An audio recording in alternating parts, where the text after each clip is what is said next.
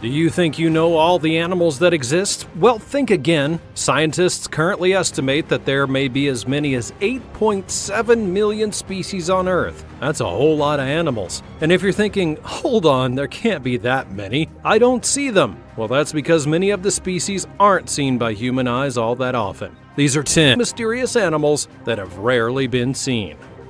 Number 10. White moose. Now, before you go scoffing at this first entry, you may be thinking that a white moose is not really a rare thing, but it honestly is, because your first instinct may be to say that this is a moose with albinism, or perhaps a genetic disorder that causes the animal to lose pigment in its skin, turning them white as a result. It's something that affects both humans and animals, and is actually something that can kill them due to the protection that their skin loses via going white. But if it were merely a moose with albinism, that wouldn't make it a mysterious creature, just a genetically affected one. However, when it comes to moose, there's another way for them to get white fur. It's referred to as a genetic variation, and it happens when a group of moose are so isolated in the world that they actually develop the white fur. It apparently happens to other animals as well, like with polar bears and certain types of foxes. But because it requires certain conditions to have the white fur emerge, there are only certain places in the world that contain these white moose.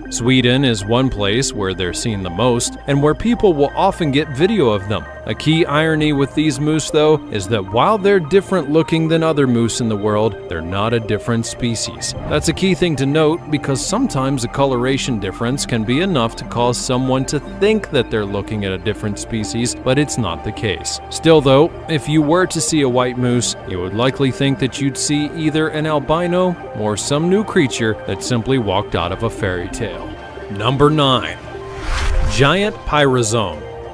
Now, you may have seen videos in the past of a diver meeting a giant pyrosome and swimming with it while their film crew watched in awe at the creature before them. That's definitely an accurate reaction to this creature. Or, in point of fact, I should say that these are creatures, plural. That's because the giant pyrosome is not a single organism, it's actually a colony, and there are thousands of little clones within this one entity, and they all move together to create the being that you see before you. They can be very long and are definitely something that you don't see every day in the depths. Plus, even if you were to hurt it, so long as part of the colony still exists, they can stay alive and grow back to their previous size. That's freaky! Number 8. The black sea slug. There honestly is a mysterious element to this black sea slug that's found in the waters of certain parts of the world. To put it simply, while much of their body is indeed black, there is a spot on its body which is brown. The phrase "sticks out like a sore thumb" comes into mind for this one, and that's not exactly an inaccurate thing to say. One diver even posted a picture of the black sea slug that he had found and asked online why they look like that. The answer that he received was to expect the unexpected, and that this species of sea slug is apparently similar to another known as the spotted sea slug, and so they may share some similar genetics. Or perhaps not. I mean, you never really know until you find the right answer. Number 7.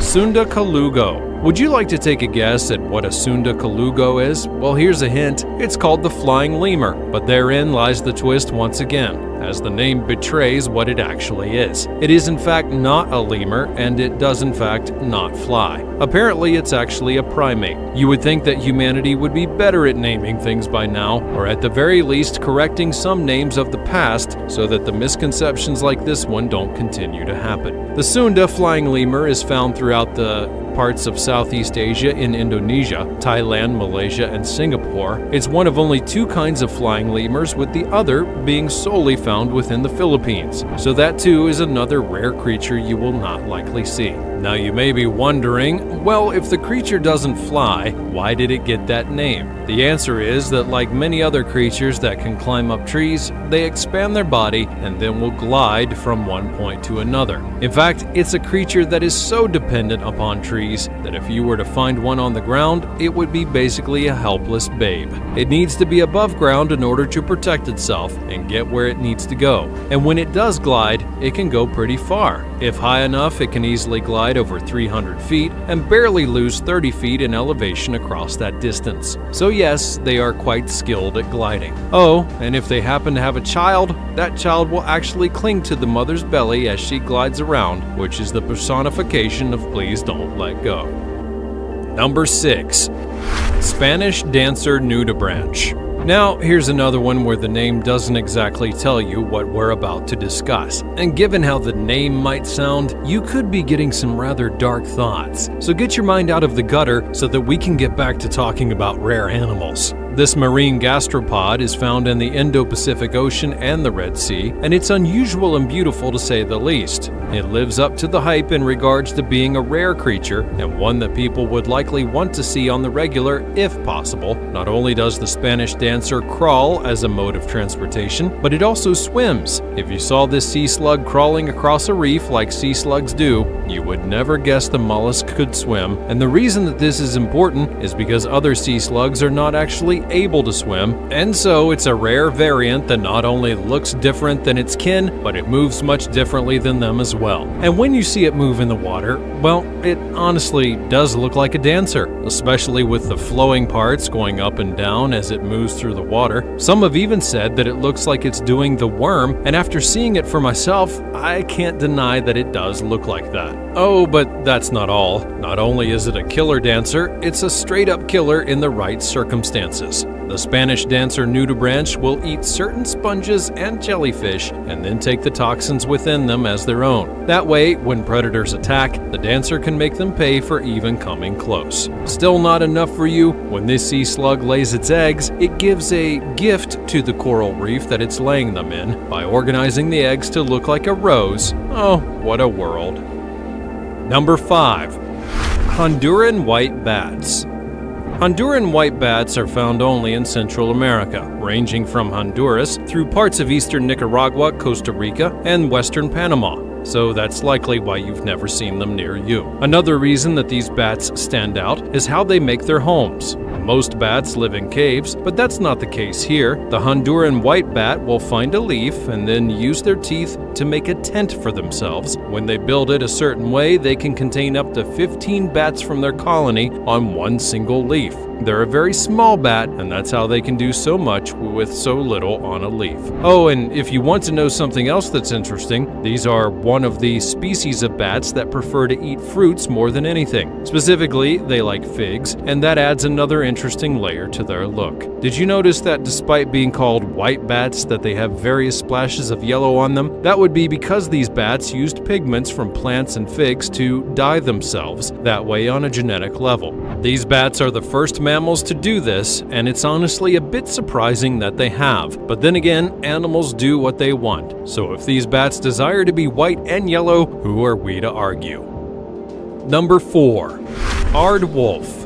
Given how the name sounds, you likely have various ideas of what an aardwolf is, but I'm going to tell you right off the bat that it's likely not what you're thinking. This animal is not related to aardvarks or wolves. The name is a reference to how in a certain African dialect, they're referred to as earth wolves. By that, the name means that they literally eat things within the earth, like insects. Lots of them, in fact. But we're only getting started with the weirdness. While the aardwolf isn't related to the animals in its name, I can tell you that they're related to hyenas, which is odd because hyenas definitely don't go eating bugs. They prefer various other things, you know, like lions. In contrast, the aardwolf does love bugs. For example, if you were to spot one in Africa, you'd likely find it near a termite mound, and when it gets there, it's going to dive into it and eat them by the tens of thousands. I'm not joking, some aardwolves can eat up to 300,000 termites in just one meal. A rather interesting fact about how they get this accomplished is that they have a tongue that has adapted many times over to help them to get their meals, to the point where even the bites of termites are not going to affect the aardwolf's tongue. You have to protect what lets you eat. Now you may be wondering why they would eat that many of them, and it's simple. They use those termites to not only get the nutrients they need to live, but to get moisture within their bodies so that the African heat doesn't roast them to To further help with that, they're a nocturnal creature that will rest in a burrow during the day and come out to hunt at night. Number 3. The Hercules beetle.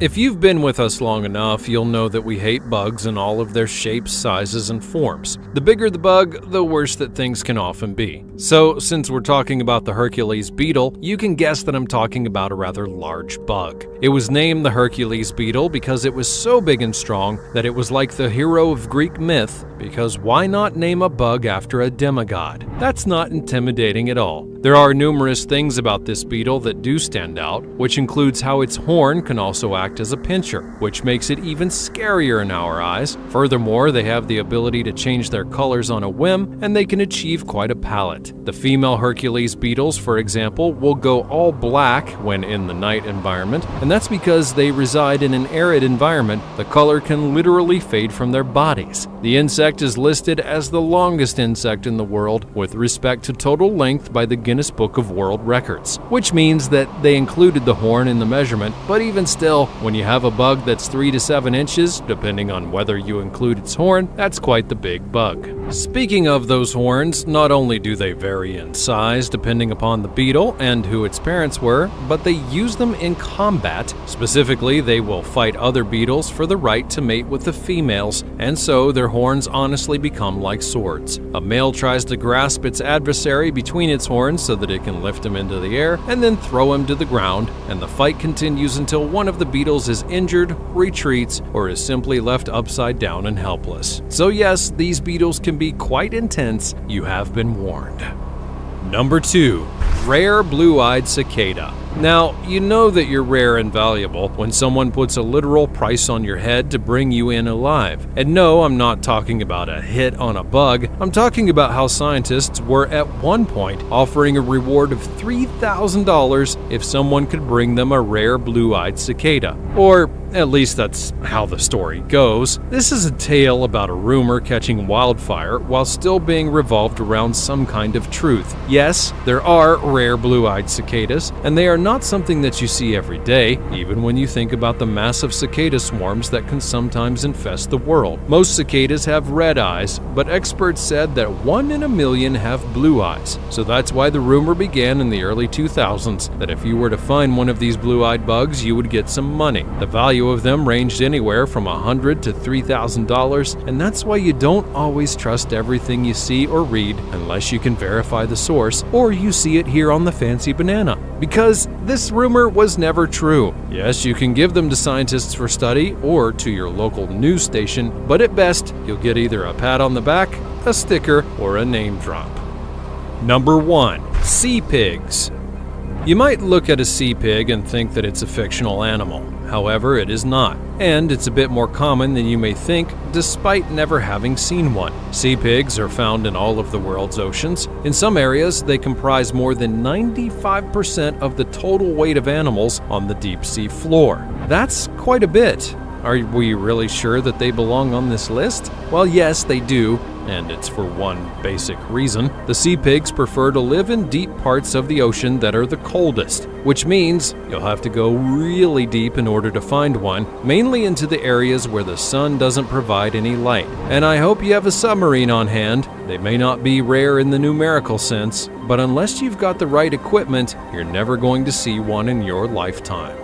That's all from the realm of animals and those that we don't get to see very much in our world. Were you surprised by some of the animals that we revealed in this video today? And did you know about all of these animals before I showed them to you? Perhaps there's another rare animal that could have been on this list. Be sure to let me know all about it in the comments down below. Check out the other cool things that are currently showing up on the screen, and I will see you next time.